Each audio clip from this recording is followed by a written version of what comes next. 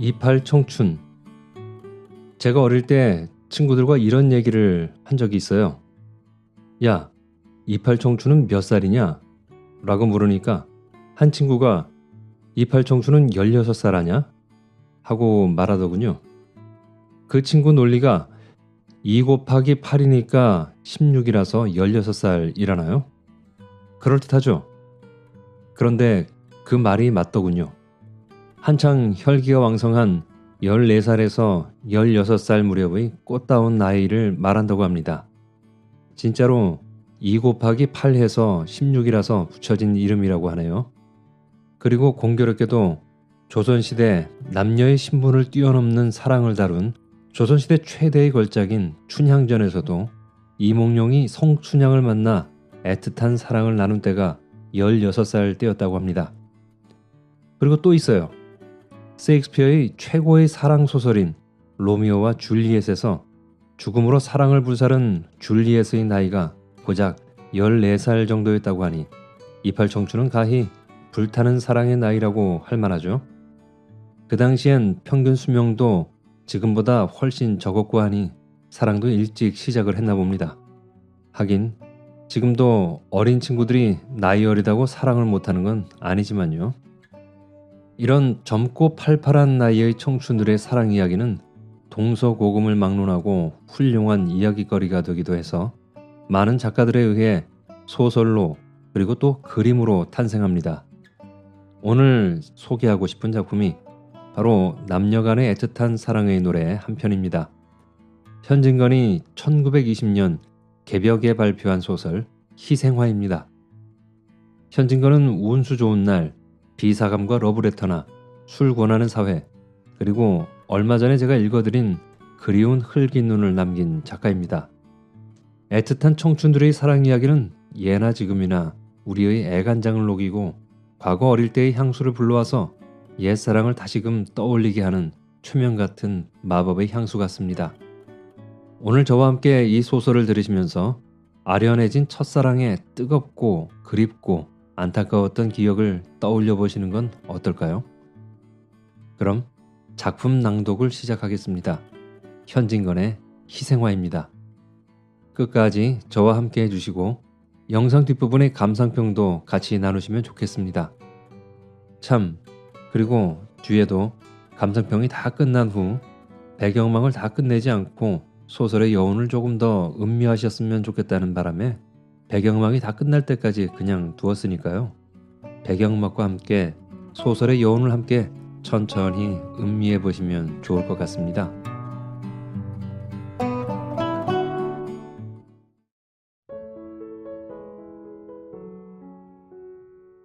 희생화. 현진건. 어머님은 우리 남매를 다리고 사직골 막바지에서 쓸쓸한 가정을 이루어 있었다. 우리 아버지는 내가 3살 먹던 가을에 돌아가셨다 한다. 어머님께서 시시로 눈물을 머금고 아버지께서 목사로 계시던 것이며 그 열렬한 웅변이 죄 많은 사람을 감동시켜 하느님을 믿게 하던 것이며 자기 몸은 조금도 돌아보지 아니하고 교회 일에 진심 간력하던 것을 이야기하신다. 나보다 4년 맞이인 누님은 이 말을 들을 적마다 그 맑고 고운 눈에 눈물이 어리었다. 철 모르는 나는 그 이야기보담 어머님과 누님이 우는 것이 슬퍼서 눈물을 흘렸다. 집안은 넉넉지는 아니하나마 많지 않은 식구라 아버지 생전에 장만하여 주신 몇 섬직이나 추수하는 것으로 기한은 면할 수 있었다. 아버지의 가마인지는 모르나 어머님은 우리 남매를 학교에 다니게 하였다. 벌써 10여 년 전 일이라 누님 공부시키는 데 대하여 별별 비평이 다 많았다. 그러나 어머님은 무슨 까닭에 여자 교육이 필요한 것인 줄은 모르셨겠지만은 아마 여자도 교육시키는 것이 좋은 줄로 아신 것 같다. 누님은 18세의 꽃 같은 처녀로 공공학교 여자부 4년급에 우등성적으로 진급되고 나도 그 학교 2년급에 진급되던 봄의 일이다. 나의 손을 붉게 하고 내 얼굴을 푸르게 하던 치위는 없어진 지 오래이다. 햇볕은 따뜻하고 바람끝은 부드럽다. 잔디밭에는 새싹이 돋아나고 개나리와 진달래는 벌써 사냐를 붉고 누르게 수놓았다. 어느덧 버드나무 얽힌 곳에 꾀꼬리는 벗을 찾고 아지랑이 희미한 하늘에 종달새는 높이 떴다. 우리 집 뜰 앞에 심어둔 두어나무 월계화도 춘군의 고운 빛을 나눠받았노라 하는 듯이 난만히 피었었다. 하룻날 떠오르는 선명한 햇빛이 어렴풋이 좋으는 듯한 아침 안개에 위황한 금색을 흩을 적에 누님은 가늘게 숨쉬는 춘풍에 머리카락을 날리며 어리인 듯이 월계화를 바라보고 섰다. 쏘아오는 햇빛이 그의 눈을 비추니 고개를 갸웃하며 한 손을 이마 위에 얹고 눈을 스르르 감더니 아직도 어슴푸레하게 좋아오는 월계화 그늘에 몸을 숨김에 이슬 젖은 꽃송이가 누님이 뺨을 스친다. 손으로 가벼이 화판을 만지며 고개를 숙여 꽃을 들여다본다. 나도 한참 누님과 월계화를 바라보다가 학교에 갈 시간이나 아니 되었나 하고 방에 걸린 시계를 보니 아니나 다를까 벌써 시간이 다 되어 간다. 급히 건너방에 들어가 책보를 싸가지고 나오며 누님, 어서 학교에 가요. 벌써 시간이 다 되었어요. 응, 벌써? 하고 누님은 내 말에 놀라 돌아서더니 허둥지둥 건너방에 들어가 책보를 싸더니 또 망연히 앉아있다. 어서 가요. 나는 조급히 부르짖었다. 누님은 또 한 번 놀라 몸을 일으켰다. 요사이 누님의 하는 일이 매우 이상하였다. 그 열심히 하던 공부도 책을 보다가 말고 망연히 자실하여 먼 산만 멀거니 바라보고 있을 적이 많았다. 누님이 잠은 어머니를 메시고 큰 방에서 자되 공부는 나를 다리고 건넌방에서 하였으므로 누님이 정신 잃고 앉은 것은 여러 번 보았다. 그날 밤 새로 한시나 되어 잠을 깨니 갑자기 뒤가 보고 싶었다. 나는 급히 일어나 뒷간에 갔었다. 뒤를 보고 나오니 이미 어지러진 어스름 반달이 중천에 걸려 있다. 나는 달을 치어다보며 한 걸음 두 걸음 마당 한가운데로 나왔다. 뜰 앞 월계화는 희미한 달빛에 어슴푸레하게 비치는데 꽃 사이로 하야스름한 무엇이 보인다. 자세히 보니 누님이 꽃에다 머리를 파묻고 서 있다. 그의 흰 옥양목 겹저구리가 내 눈에 띄임이라. 왜 누님이 저기 저러고 서 있나? 온 세상이 따뜻한 봄의 탄식에 쌓이어 고요히 잠든 이 밤중에 무슨 까닭으로 나와섰나? 나는 어린 가슴을 두근거리며 누님, 거기서 무엇해요? 내 소리에 깜짝 놀랐는지 몸을 움칫하더니 아무 대답이 없다. 가만가만히 가까이 가서 어깨를 가볍게 흔들었다. 숨을 급히 쉬는지 등이 들먹들먹한다. 나오는 울음을 물어 멈추는지 가늘고 떨리는 오열성이 들린다. 나는 바싹 대들어 누님의 얼굴을 보았다. 분결 같은 두 손 사이로 보이는 얼굴은 발그레 하였다. 나는 웬일인가 하고 얼굴 가린 두 손을 힘써 떼었다. 두 손은 젖어 있었다. 누님의 두 눈으로 눈물이 흘러내린다. 구슬 같은 눈물이 점점이 월계화에 떨어진다. 월계화는 그 눈물을 머금어 엷은 명주로 가린 듯한 달빛에 어렴풋이 우는 것 같다. 누님의 머리는 불덩이같이 더웠다. 왜 안 자고 나왔니? 하며 내 손을 밀치는 그 손은 떠는 듯 하였다. 나는 목맨 소리로 누님, 왜 우셔요? 네? 하고 내 눈에도 눈물이 핑 돌았다. 이슬에 젖은 꽃향기는 사랑의 노래와 같이 살근살근 가슴을 여이고 따뜻한 미풍은 연애에 타는 피처럼 부드럽게 뺨을 스쳐 지나간다. 이런 밤에 부드러운 창자에 느낌이 없으랴. 꽃다운 마음에 수심이 없으랴. 철 모르는 나는 누님, 어서 들어가셔요. 하고 누님의 손목을 이끌었다. 맥이 종작 없이 뛰는 것을 감각하였다. 누님은 눈물을 씻으며 먼저 들어가거라. 나도 곧 들어갈 것이니 하였다. 대관절 웬일이야요? 어대가 편찮으셔요? 아니, 공연히 마음이 뒤숭숭하구나. 하더니 한 손으로 월계화 가지를 부여잡고 이마를 팔에다 대며 흑흑 느끼어 온다. 어스름 달빛은 쓰린 이별에 우는 눈의 시선같이 몽롱하게 월계와 나무 위에 흘러있다. 이틀 후 공일날 누님과 나는 창경원 구경을 갔었다. 창경원 사쿠라 꽃이 한창이란 기사가 수일 전부터 신문에 게재되고 일기도 화창하므로 구경꾼이 구름같이 모여들어 넓으나 넓은 어원이 희도록 덮여있다. 과연 사쿠라는 필대로 피어 동물원에서 식물원 가는 길 양편에는 만단 홍금을 펼친 듯하다. 국주야, 우리는 동물원은 그만두고 저 잔디밭에 앉아 꽃 구경이나 실컷 하자. 누님은 찬성을 구하는 듯이 나를 들여다보며 웃는다. 나도 짐승 곁에 가니 야릇한 무슨 냄새가 나던 것을 생각하고 그럽시다. 라고 곧 찬성하였다. 우리는 길 옆 잔디밭 은근한 편 소나무 밑에 좌정하였다. 붉은 놀 같은 꽃다리 밑으로 지나가는 흰옷 입은 유객들이 꽃빛에 비치어 불그스름해 보이는 것이 말할 수 없는 춘흥을 자아낸다. 어린 나도 따뜻한 듯한 부드러운 듯한 봄의 기쁨을 깨달아 웃는 낯으로 누님을 돌아보니 누님은 나직이 한숨을 쉬며 고개를 숙이더니 푸른 풀 사이에 핀 누른 꽃을 하나 꺾어 뺨에다 대인다. 무슨 걱정이나 있는 듯이 눈살을 찌푸렸다.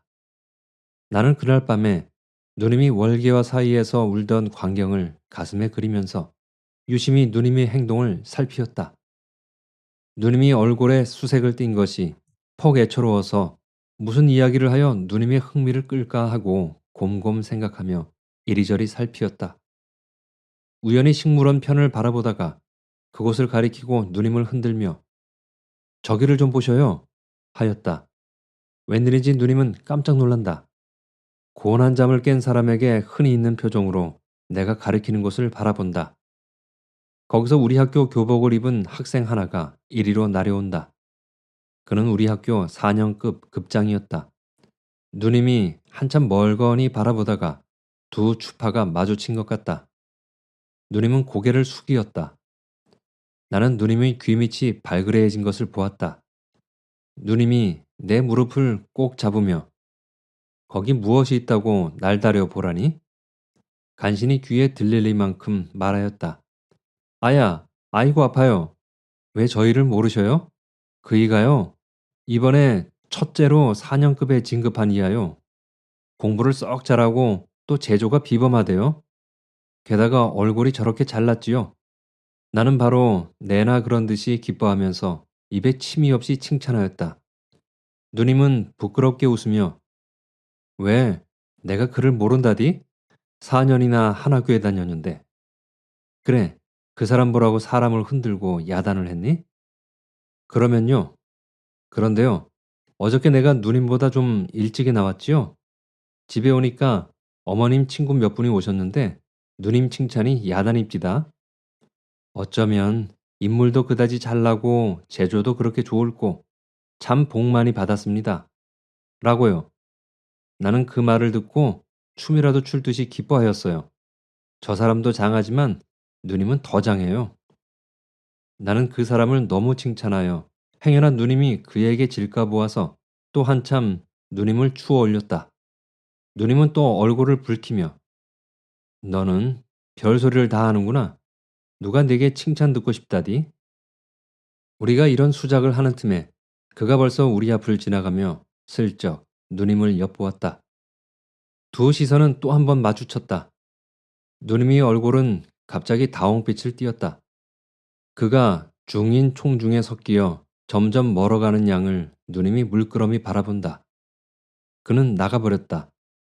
누님의 눈이 이리로 도는 바람에 그 사람의 뒷골을 보는 누님을 도적해보던 내 눈이 잡히었다. 너는 남의 얼굴을 왜 빤히 들여다보니? 하고 누님의 얼굴은 또다시 붉어졌다.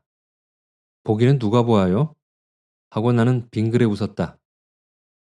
그 이튿날 아침에 누님은 좀처럼 바르지 않던 분을 약간 바르며 더럽지도 않은 옷을 벗고 새 옷을 갈아입었다. 내가 오늘은 웬일이냐? 하고 어머님이 의아하신다. 누님이 머뭇머뭇하더니 어린애 모양으로 어머님 가슴에 안기며 제가 오늘은 퍽 잘나 보이지요? 하고 웃는다. 그 웃음과 함께 누님의 얼굴에 홍조가 퍼진다. 과연 오늘은 누님이 더 어여뻐 보였다.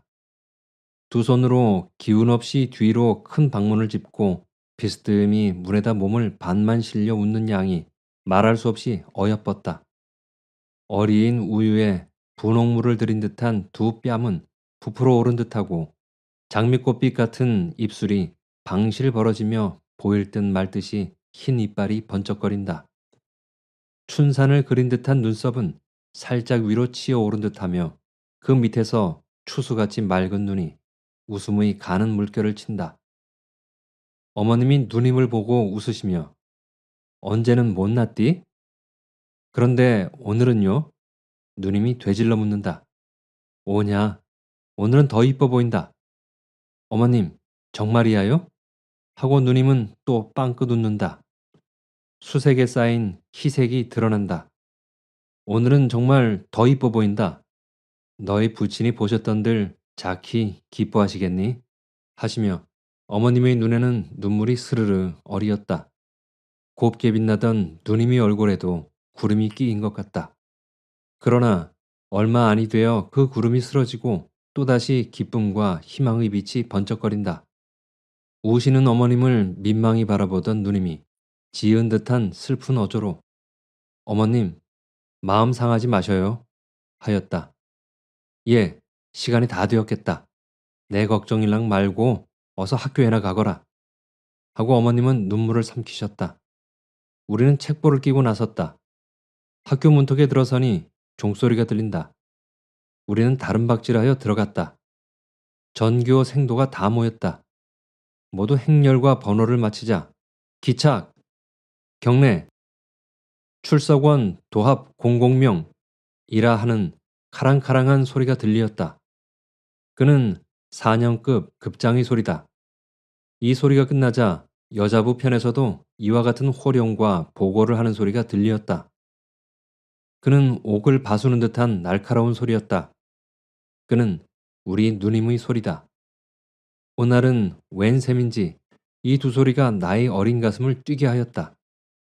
그 다음 토요일 하악한 후에 교우회가 모인다고 4년급 생도들이 학교 문을 걸고 파수를 보며 철없는 1, 2년급들이 나가는 것을 막아섰다. 우리가 늘 모이는 강당에 들어가니 벌써 이 편에는 남학생, 저 편에는 여학생이 빽빽이 앉아 있었다. 나도 거기 앉았노라니 무엇이니 무엇이니 하고 한참 야단들이더니 얼마 안이 되어 4년급생이 흰 종이 조각을 돌리며 지육부 간사 투표권이요. 한 장에 한 명씩 쓰시오. 하며 외친다. 내 곁에 앉은 녀석이 똑똑한 채로 유기명 투표야요? 무기명 투표야요? 묻는다. 물론 무기명 투표지요. 아까 외치던 4년급생이 대답한다. 저편에서 무기명 투표란 무엇이요? 하는 녀석이 있다. 그것도 모르면서 회할 적마다 집에만 가려고 하지. 무기명 투표란 것은 선거자의 이름을 쓰지 않는 것이요. 꾸짖는 듯이 그 4년급생이 말하고 기색이 엄숙하다. 나는 무의식적으로 단박 4년급 급장의 이름을 썼다. 필경 남자부에는 최다점으로 그가 선거되고 여자부에서는 최다점으로 우리 누님이 선거되었다. 그 후부터는 누님이 간사회 한다, 지육부 간사회 한다 하고 저녁 먹고 나가면 밤 9점, 10점이나 되어 돌아오는 일이 빈빈히 있었다. 그 회에 갈 적마다 안 보던 거울도 보고 늘어진 머리카락도 쓰다듬어 올리며 옷고름도 고쳐매었다. 하룻밤은 누님이 지육부 간사회 한다고 저녁 먹고 나가더니 10점 반이 되어도 돌아오지 않는다. 어머님은 별별 염려를 다 하시다가 너 누이가 여태껏 돌아오지를 않니? 회는 벌써 끝났을 것인데 너 좀 가보아라. 나는 두루마기를 입고 집을 나와 사지골 막바지로부터 광화문 통으로 가는 길로 타박타박 걸어간다. 달도 없는 5월 금은밤이었다. 전등도 별로 없고 행인도 희소한 어둠침침한 길을 걸어가려니 무시무시한 생각이 난다. 나는 무서운 생각을 쫓느라고 발을 꽝꽝 구르며 하나, 둘 하고 다름박질하였다. 한참 뛰어가니 숨이 헐떡거리고 진땀이 흐른다. 모자를 벗어 부채질하면서 천천히 걸어간다. 내 앞 멀지 않은 곳에 이리로 향하여 젊은 남녀가 짝을 지어 올라온다. 그는 남학생과 여학생이었다. 그와 누님이었다. 나는 가슴이 설렁하며 일종 호기심이 일어났다. 살짝 나무의 집 단모퉁이에 은신하였다. 둘은 내가 거기 숨어 있는 줄을 모르고 영어로 무어라고 소근소근거리며 지나간다. 그 중에 이 말이 제일 똑똑히 들렸다. 그때는 몰랐지만 지금 생각하니 아마 이 말인 것 같다. Love is blind. 사랑은 맹목적이라지요. 라니까 누님은 소리를 죽여 웃으며 But our love has eyes. 그런데 우리의 사랑은 보는 사랑이지요. 하였다. 그들이 지나가자 나도 가만가만 뒤를 따랐다. 어두운 속이라 누님의 흰 적삼이 펑 눈에 뜨인다. 전등 켠 뉘집 대문 앞을 지날 때에 나는 그의 바른 손이 누님의 왼손을 꼭 쥔 것을 보았다. 나는 웬일인지 싱긋이 웃었다. 그들이 행여나 나를 돌아볼까 보아서 발자취를 죽이고 나무의 담에 몸을 부비대며 꽤 멀리 떨어져 갔었다. 우리 집 가까이 와서 둘이 걸음을 멈추더니 서로 악수를 하고 또 악수를 하는 것 같았다. 연연히 서로 떠나기를 싫어하는 것 같다. 한참이나 그리하다가 그가 손을 놓고 또 무엇라고 한참 수군거리더니 그가 돌아서 온다. 누님은 우리 집 문 앞에 서서 한참 그의 가는 양을 바라보고 서 있다. 그는 또 내 곁을 지나간다. 그의 걸음걸이는 허둥허둥하였다. 그가 지나간 후 나는 다름박질하여 집에 돌아왔다. 대문턱에 들어서니 어머님과 누님의 문답하는 소리가 들린다.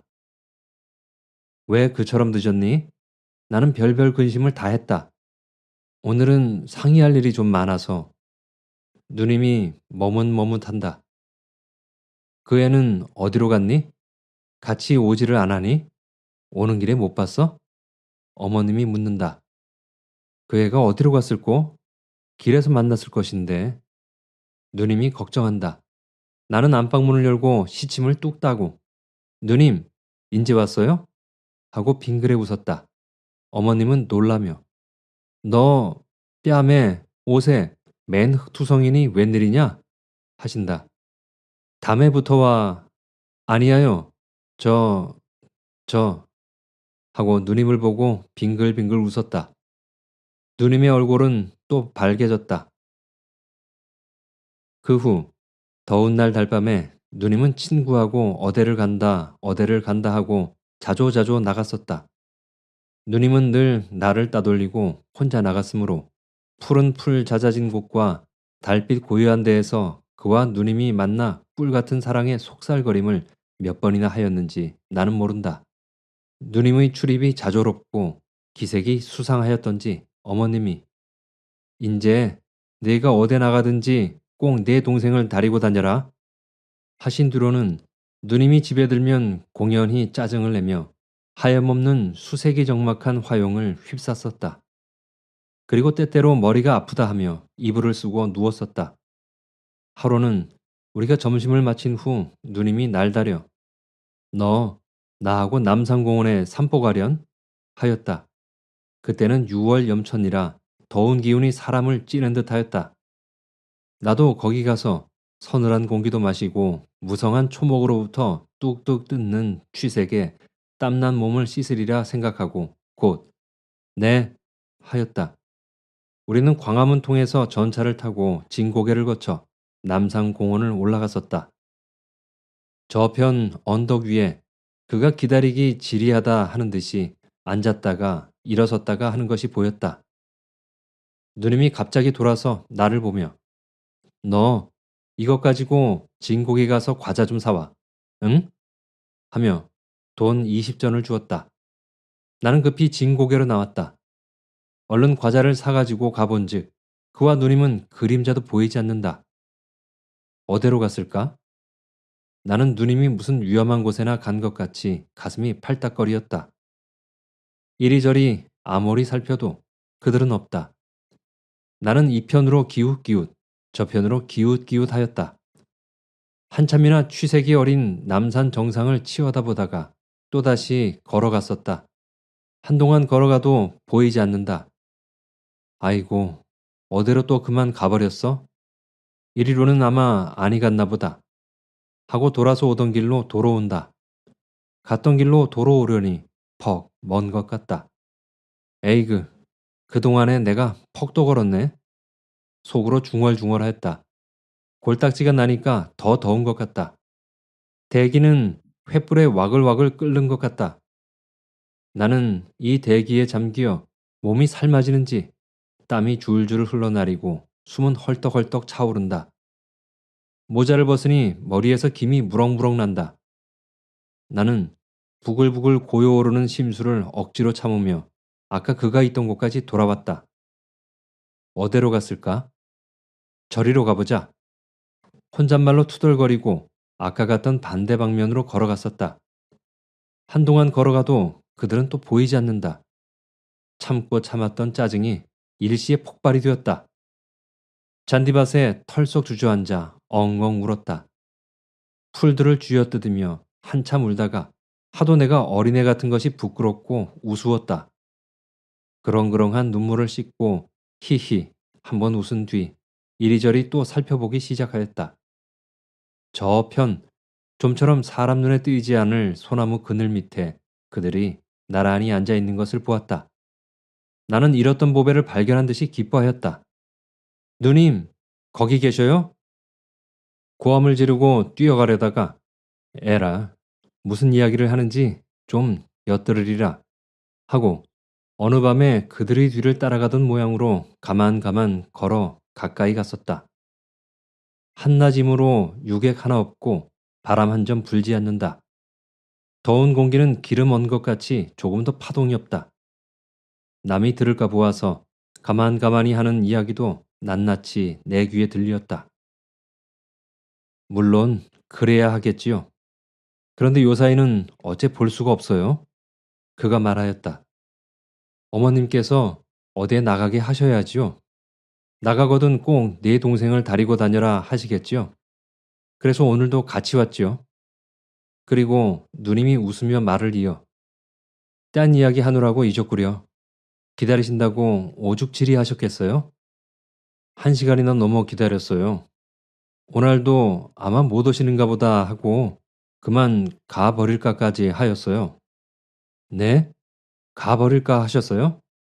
제가 언제 약속 어긴 일이 있어요? 저는 어찌 급했던지 점심을 먹는데 밥이 입으로 들어가는지 코로 들어가는지 몰랐어요. 둘이 웃는다. 나도 웃었다. 나는 어린애가 꽃에 앉은 나비를 잡으려 간 때에 가는 걸음걸이로 한 걸음 두 걸음 가까이 갔었다. 사랑하는 이들은 달디단 이야기에 얼이 빠져 사람 오는 줄도 모른다. 그들 앉은 소나무 뒤에 살짝 붙었었다. 두 어깨는 닿아 있고 누님의 풀린 머리카락이 그의 뺨을 스친다. 그와 누님의 눈과 입에는 정이 찬 웃음이 넘친다. 그러다가 두 손길을 마주잡고 실심한 사람 모양으로 멀거니 서로 들여다본다. 누님의 몸으로부터 발산하는 따뜻하고 향기로운 기운에 나도 쌓인 것 같았다. 나는 와락 달려들며 누님 여기 계셔요? 나는 어디 가셨다고? 아이 사람에도 퍽도 먹이시지. 둘은 깜짝 놀래었다. 누님의 모시적삼이 달싹달싹 하는 것을 보고 누님의 가슴이 팔딱거리는구나 하였다. 그는 시치미를 뚝 따려 하였으나 부끄럼이란 원소가 얼굴에 퍼뜨리는 붉은 빛을 감출 길이 없었다. 에그, 나는 누구라고? 퍽도 놀랐다. 누님은 두근거리는 가슴을 한 손으로 어루만지며 말하였다. 누님이 그를 향하여 이 애가 제 동생이야요. 아직 철이 안 나서 많이 사랑해 주셔요. 한 뒤 나를 보고 그를 눈으로 가리키며 너 이 보고 이훌랑은 형님이라 하여라. 어째서 형님이라 해요? 내가 애를 먹였다. 누님의 얼굴은 새빨개지며 나를 흘겨본다. 왜? 누님 성나셨어? 그러면 형님이라 하지요. 하고 어리광을 부리며 형님, 누님, 과자 잡수셔요. 하고 쥐었던 과자를 앞에 내놓았다. 누님이 나를 보고 방글에 웃으며 우리는 먹기 싫으니 너 혼자 저쪽에 가서 먹고 있거라. 우리 갈 때 부를 것이니. 나도 길게 방에 놀기가 싫었다. 과자를 쥐고 나와 풀밭에 앉아 먹으면서 혼잣말로 내 뱃속에 영감쟁이가 12이나 들어앉았는데 어린애로만 여기지? 하고 웃었다. 그 긴 해가 벌써 서산에 걸렸다. I don't blame you for living this wish had been enough for you to stay.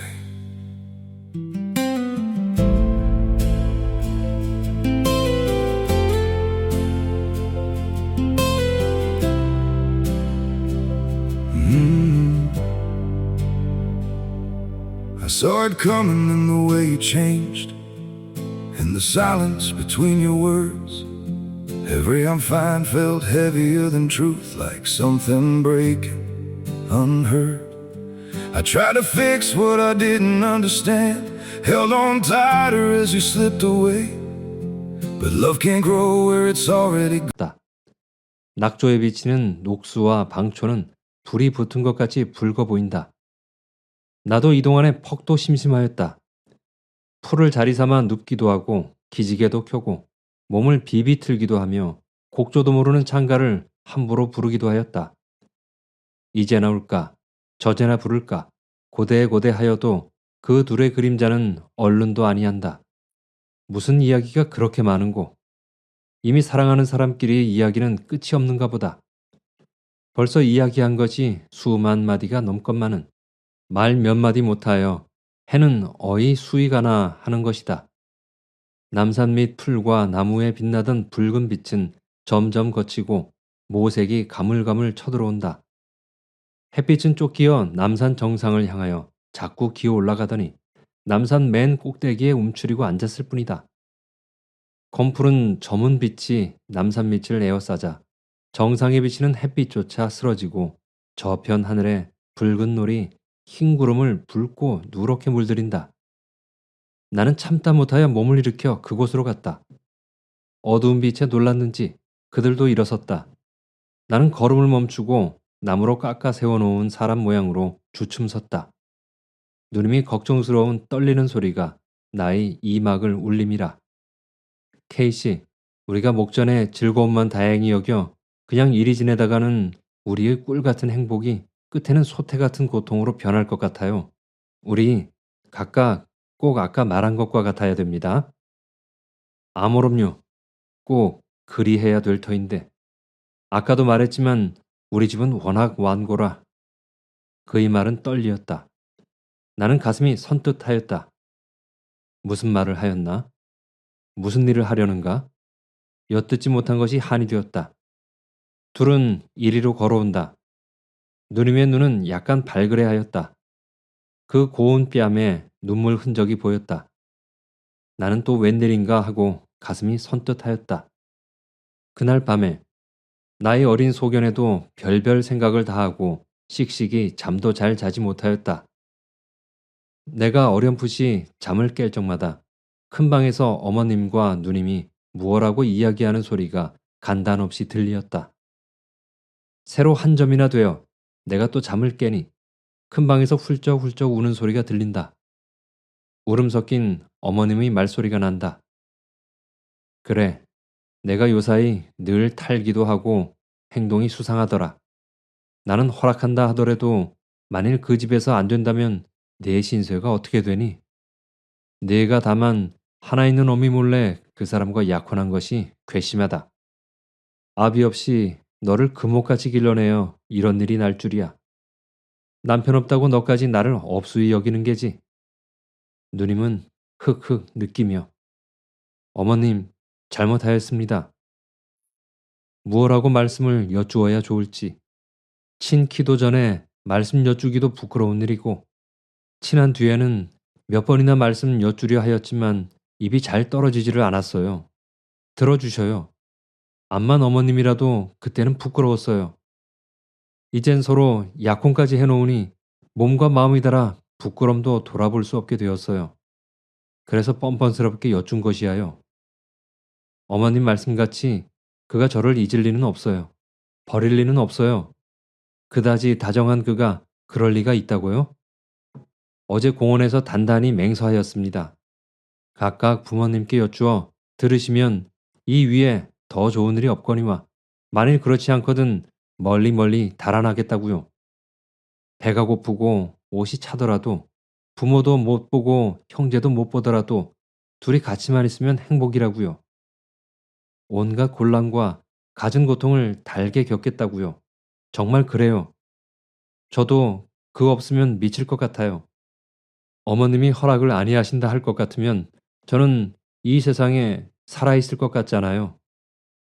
밀어오는 물을 막았던 방축을 무너버릴 때에 물 밀듯이 누님이 말하였다.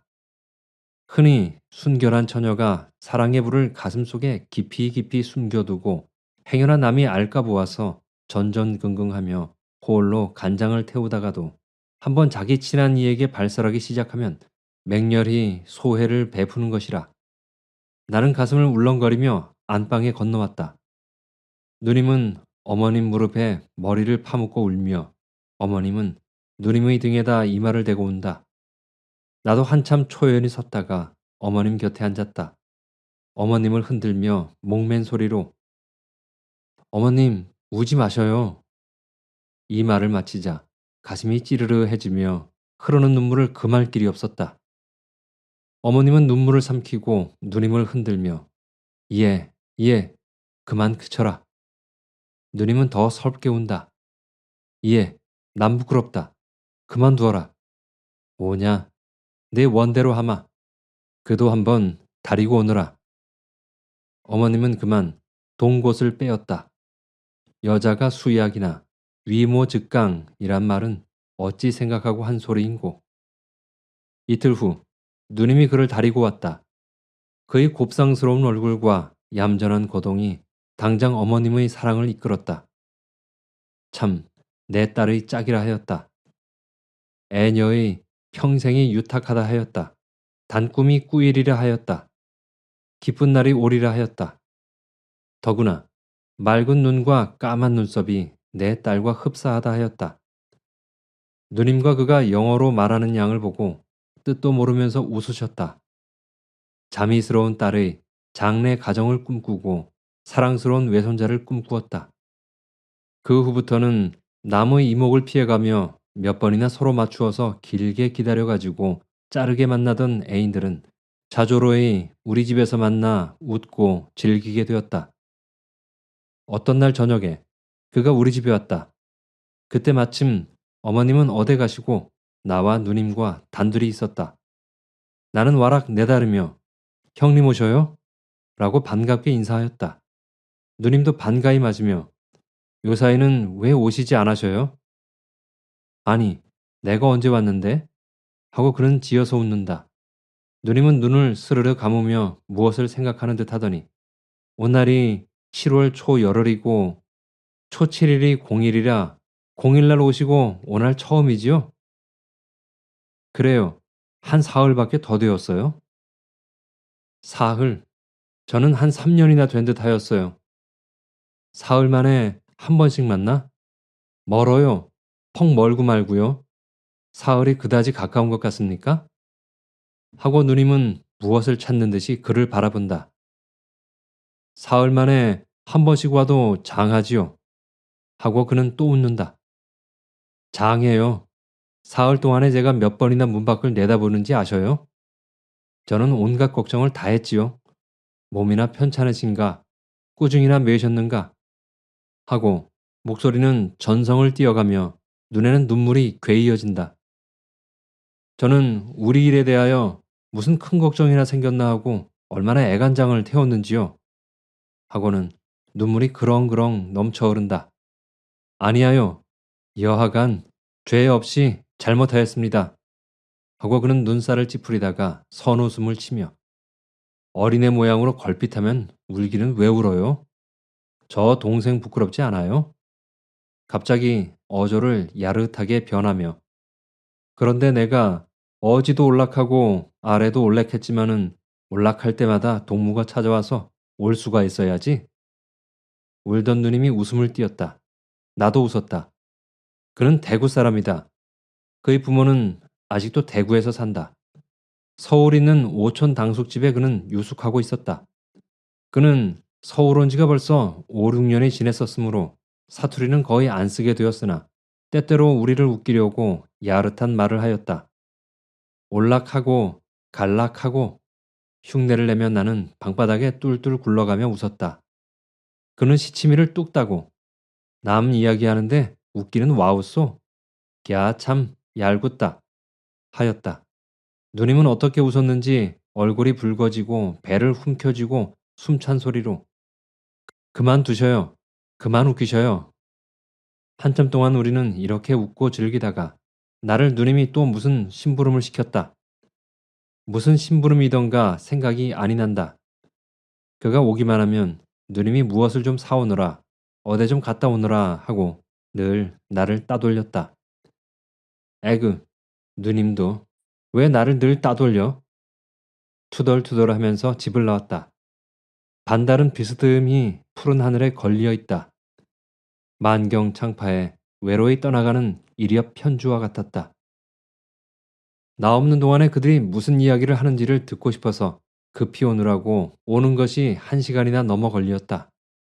나는 벌써 엿듣기에 익숙하여 사뿐 중문에 들어서며 가만히 살펴보니 애인들은 달 비치는 월계와 나무 밑에 평상을 내어놓고 나란히 앉아서 무엇라고 소근거린다.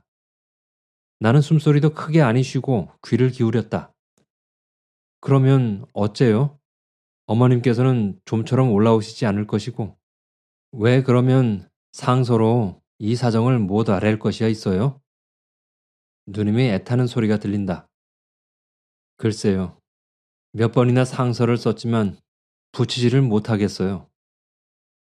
만일 차일피일 하다가 딴 데 혼인을 정해놓으시면 어째요?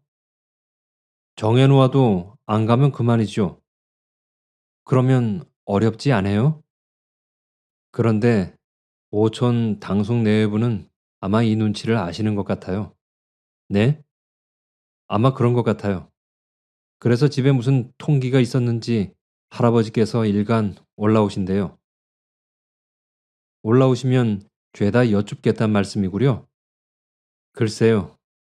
그런데 우리 할아버지는 참 호랑이 같은 어른이라 완고 참 완고하신데 나도 어찌할 줄은 모르겠어요. 그래서 밤에 잠이 잘 오지 않아요. 하고 머리를 극적극적 하더니 눈살을 찡기더니 또 말을 이어 오늘 또 아버지께서 하서하셨는데 이번 울산 김승지 집에서 너를 선보고 간다니 행동을 단정히 하여라 하는 뜻입니다. 참 기막힐 일이하여 하고 한숨을 내쉰다. 부모님께 하루바삐 이 사정을 여쭙지 않으면 큰일 나겠습니다. 그려.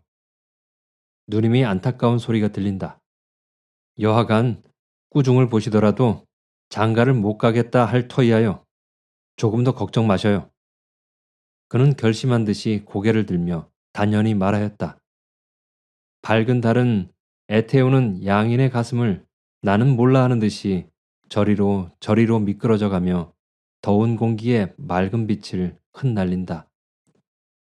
월기와는 더욱 붉고 더욱 곱다. 지인세의 우수 고뇌를 나는 잊었노라 하는 것 같았다. 그 이튿날 일어난 누님의 얼굴은 해쓱하였다. 머리카락이 흩어질 대로 흩어진 것을 보아도 자기야에 잠을 못 이루어 몇 번이나 벽에를 고쳐빈 것을 가히 알러라. 누님이 사랑의 맛이 쓰고 떫은 것을 처음으로 맛보았도다. 행복의 해당화를 꺾으려면 가시가 손 찌르는 줄 비로소 알았도다. 하루 가고 이틀 가고 어느덧 일주일이 지내었건만 누님이 오날이나 와서 호음을 전해줄까 내일이나 와서 희식을 알려줄까 고대고대하는 그는 코끝도 보이지 않는다. 내가 학교에를 가도 그를 볼 수 없었고 누님도 이때부터 심사가 산란하여 학교에 못 갔었다.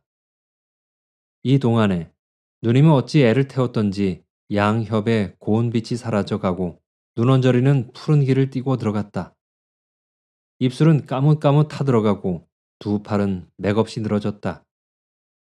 일주일 되던 날 누님은 생각도 못하여 편지 한 장을 주며 너 이 편지 가지고 그 댁에서 그가 있거든 전하고 못 보거든 도로 가지고 오너라 하였다.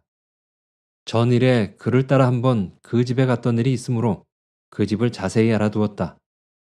그 집 대문에 들어서니 행랑 사람도 없고 그가 있던 사랑문도 닫히어 있다. 안에서 기운찬 노인의 성난 말소리가 나의 귀를 울린다. 이놈, 아직 학생이니 장가를 못 가겠다. 핑계야 좋지. 이놈 괘씸한 놈. 들으니 내가 어떤 여학생을 얻어가지고 미쳐 날뛴다는구나. 아니야유란 다 무엇이야. 부모가 드리는 장가는 학생이란 못 가겠고 학생 신분으로 계집은 해도 관계 찾느냐? 이놈 고약한 놈. 내 원대로 그 학교나 마치고 장가 드릴 것이로되 벌써 어린 놈이 못 견뎌서 여학생을 얻느니 무엇을 얻느니 하니 그냥 두다간 내 신세를 망치고 가문을 더럽힐 터이야. 그래서 하루바삐 정혼하고 혼수까지 보내었는데 지금 와서 가느니 마느니 하면 어찌하잔 말이냐. 암만 어린 놈의 소견이기로. 그 집은 울산 일판의 유명한 집안이라 재산도 있고 양반도 좋고 다 된 혼인을 이편에서 퇴혼하면 그 신부는 생과부로 늙으란 말이냐. 일부 함원에 5월 비상이란 말도 못 들었어. 죽어도 못 가겠다. 하하, 이놈 박살할 놈. 조부모도 끊고 부모도 끊고 일가 친척도 끊으려거든 내 맘대로 좀 해보아라.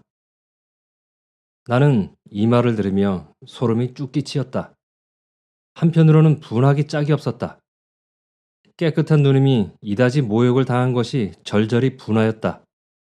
곧 들어가 분풀이나 할 듯이 작은 눈을 훌 뜨고 고사리 같은 손을 불끈 쥐었다. 허허, 이놈, 괘씸한 놈. 에이 화나. 거기 내 두루막 내. 하는 그 노인의 우렁찬 소리가 또 들린다. 나는 간담이 서늘하였다. 그 노인이 신을 찍찍 끌고 이리로 나오는 것 같다. 나는 무서운 증이 나서 급히 다른 박질하여 그 집을 나왔다. 그날 밤 어머님 잠드신 후 누님이 살짝 내게로 건너와서 예, 너 본대로 좀 이야기하여다고, 응? 이 말을 하는 누님의 얼굴은 고뇌와 수괴의 빛이 보인다. 어린 동생에게 애인의 말을 물어도 부끄러웠다. 나는 입을 다물고 묵묵히 앉았었다. 차마 그 이야기를 할 수가 없었다. 왜? 또 심술이 났니? 어서 이야기를 좀 하려무나. 편지를 도로 가지고 온 것을 보니 형님을 못 만났니? 만나도 못 전했니? 혹은 무슨 일이 났더냐? 남의 속 그만 태우고 어서 좀 이야기하여다고. 가련한 내 누이의 청이 아니냐? 이 말소리는 애완 처량하였다. 나의 어린 가슴이 찌르는 듯하여 눈물이 넘쳐나온다. 이다지 정다의 군은 누님의 가슴에 그리던 꿀 같은 장래가 물거품에 돌아가고 만 것이 슬펐습니다. 그리고 순결한 우리 누님이 그 노인에게 어떻다든가 계집을 했다든가 하는 더러운 소리를 들은 것이 이가 떨리었다. 나는 비분한 어조로 그 집에서 들은 것을 이야기하였다. 정신없이 듣고 있던 누님은 내 말이 끝나자 기운 없이 쓰러지며 이 이야기를 들을 적부터 귀었던 눈물이 불덩이 같은 뺨을 쉴 새 없이 줄줄 흘러내린다. 누님, 누님 하고 나도 누님이 가슴에 안기어 울었다. 이럴 즈음에 누가 대문을 가벼이 흔들며 떨리는 목소리로 S씨, S씨, 주무셔요? 한다. 누님은 이 소리를 듣고 얼른 일어났다. 애인의 음성은 이럴 때라도 잘 들리는 것이다. 나올 듯한 울음을 입술로 꼭 다물어 막으며 급히 나갔다. 대문 소리가 나더니 K씨, 오셔요? 하며 우는 소리가 들린다. 나도 나갔다. 둘은 서로 붙들고 눈물비가 요란히 떨어진다. 누님이 울음 반 말 반으로 저는 또다시 뭐 배울 줄 알았지요. 하였다. 그도 흑흑 느끼며 다 내 잘못이야요. 하였다. 저 까닭에 오늘 매우 꾸중을 매셨지요. 어떻게 알았어요? 누님이 내가 편지를 가지고 그 집에 갔다가 내가 들은 이야기를 하였다. 그리고 우는 소리로 좀 들어가셔요. 하였다. 아니야요. 명일은 할아버지께서 꼭 다리고 가실 모양이에요. 지금 곧 멀리 멀리 달아나려고 합니다. 그래서 이런 말이나 몇 마디 할 양으로 왔어요. 누님은 자기의 귀를 의심하는 듯이 네? 멀리 멀리 가셔요? 부모도 버리시고 형제도 버리시고 멀리 가셔요? 제 신세는 벌써 불쌍하게 되었습니다. 불쌍한 저 때문에 전정이 구말리 같은 당신을 또 불행하게 만들 것이야 무엇이 있습니까? 전랑 영영히 잊으시고 부모님 말씀으로 장가 드셔요. 장가 드시는 이하고나 100년이 다 진토되도록 정다운 짝이 되어 주셔요. 아들 낳고 딸 낳고 저희 모든 것을 바쳐도 당신이 행복되신다면 그만이 아니하요? 곧 당신의 기쁨이 제 기쁨이 아니하요? 당신의 행복이 제 행복이 아니하요? 한숨 쉬고 눈물을 흘리면서도 당신의 행복의 그늘에서 웃어볼까 합니다. 열정찬 눈으로부터 하염없이 흘러내리는 눈물에 적막한 화용이 아롱진다. 아, S씨를 내 손으로 불행하게 만들고 나 혼자 행복을, 사랑을 떠나 행복이 있을까요? 나에게 행복을 줄 S씨가 눈물바다에 허우적거릴 때나 혼자 행복의 정상에서 나려다보며 웃을 수가 있을까요? 없어요. S씨 없고는 나 혼자 행복을 누릴 수가 없어요. 제 불행은 제 손으로 만든 것입니다.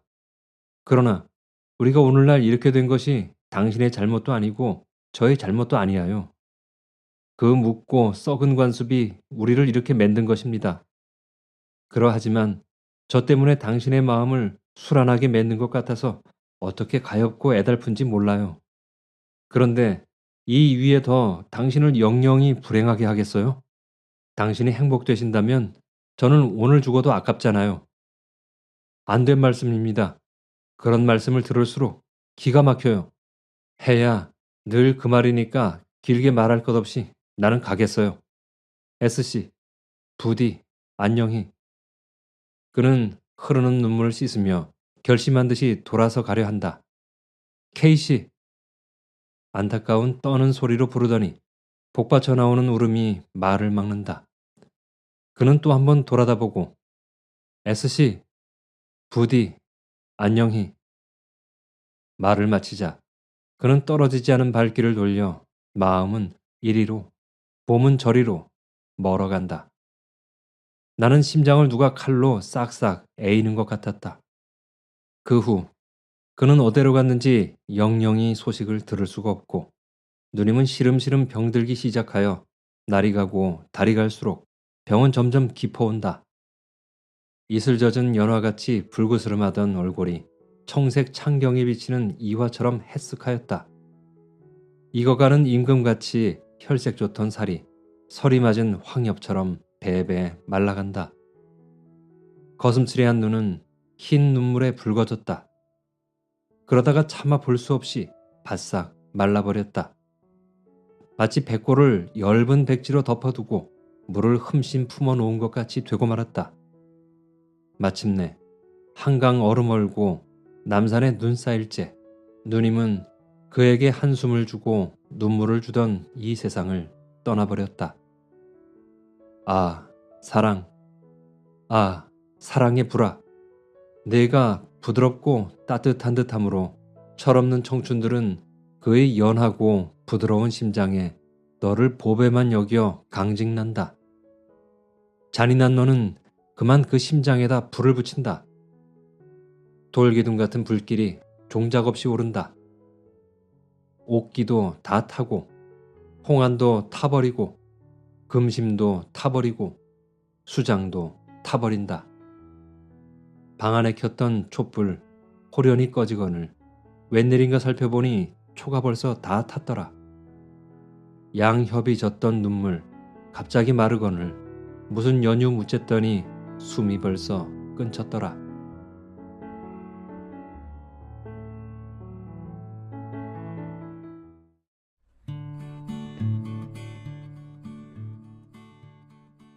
어떻게 들으셨나요? 풋풋하고 아름다운 청춘의 사랑이 끝내 결실을 맺지 못하고 끝나버려서 너무 아쉽고 안타깝습니다. 더구나 결혼을 약속한 이가 떠나버린 그 아픔을 잊지 못하고 가슴 아파하다가 그 생기발랄하던 복사꽃 같던 볼이 노란 가을 낙엽처럼 파리해져서 세상을 떠났다는 동생의 말에 그만 마음이 어찌나 아리게 아픈지. 이 소설을 들으신 여러분들도 저와 비슷하셨을 것 같아요. 이제나 저제나 누나의 남자친구가 좋은 소식을 들고 오기를 기다렸을 텐데 결국 집안의 반대로 뜻하던 두 사람의 결혼은 물거품이 되고 남자는 홀로 떠나야겠다는 안타까운 소식을 받게 되니 가슴 한켠이 헛헛해지는 느낌이셨을 것 같습니다. 사랑, 지금도 사랑은 잘 모르겠습니다.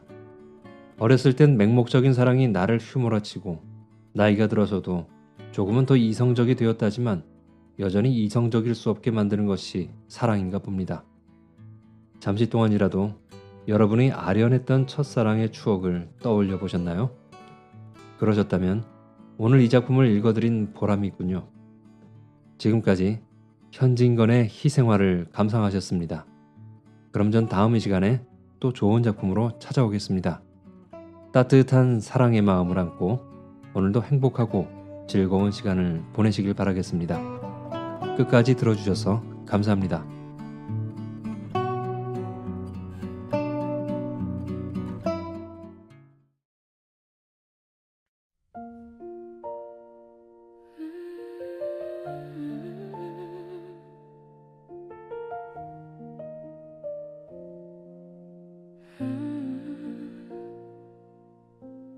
봄 햇살이 부드러웠던 오후 너의 미소는 한여름의 그 빛처럼 눈부시게 남아 내 안의 모든 계절을 너로 물들였어. 그렇게 사랑했어. 수줍던 너의 손끝이 스칠 때 세상 모든 소리는 사라지고 너와 나누던 향긋한 커피 향만이 주위를 맴돌았지. 첫사랑의 달콤한 그 느낌은 조용히 스며들고 봄날의 햇볕처럼 내 안을 채워 난 알았어. 너의 온기 하나로도 세상은 이렇게 빛난다는 걸.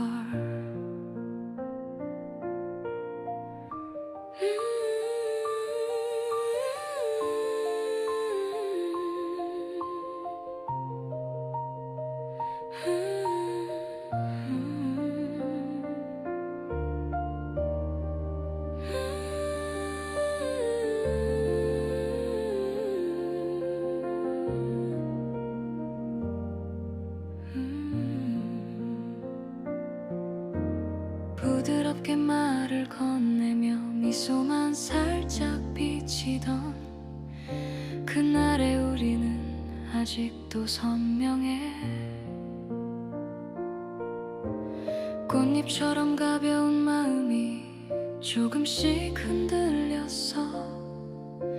그게 너라서 그게 나라서 행복했던 그 시간. 수줍던 너의 손끝이 스칠 때 세상 모든 모든 소리는 사라지고 너와 나누던 향긋한 커피 향만이 주위를 맴돌았지.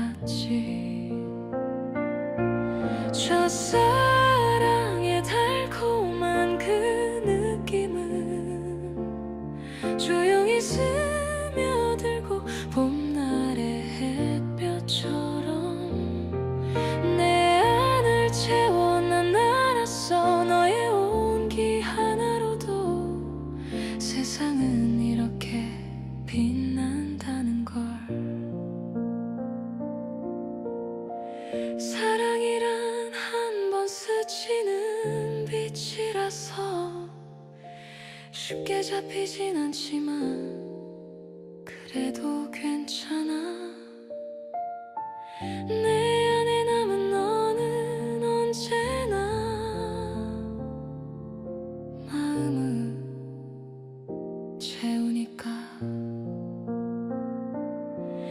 너의 미소는 달콤한 바닐라 향처럼 찬란히 스며들어. 무수한 시간을 지나도 너는 여전히 빛나고 내 마음은 여전히 너를 꿈꿀 거야.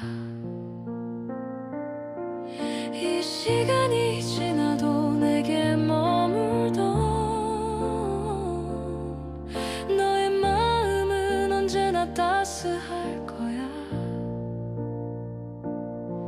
이 시간이 지나면 내게 머물던 너의 마음도 따스하게 기억